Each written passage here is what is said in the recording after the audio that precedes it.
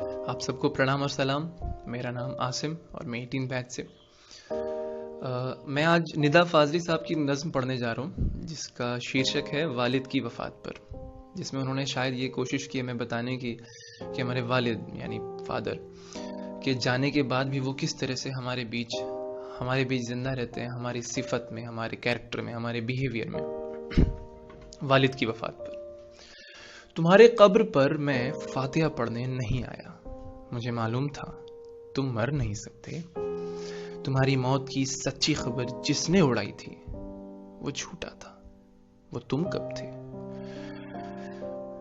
कोई सूखा हुआ पत्ता हवा से मिलके टूटा था। मेरी आंखें तुम्हारे मंजरों में कैद हैं अब तक। मैं जो भी देखता हूँ सोचता हूँ, वो वही है जो तुम्हारी नेक नामी और बदनामी की दुनिया थी। कहीं कुछ भी नहीं बदला। तुम्हारे हाथ मेरी उंगलियों में सांस लेते हैं। मैं लिखने के लिए जब भी कलम कागज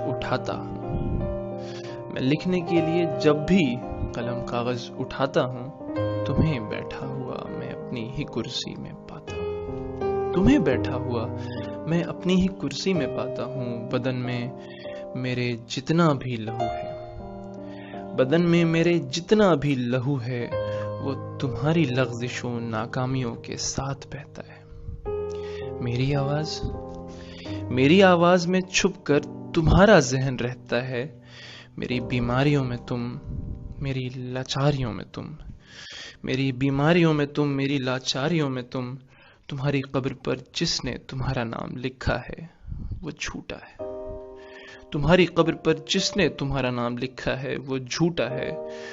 तुम्हारी कब्र में मैं दफन हूँ और तुम मुझ में जिंदा हो।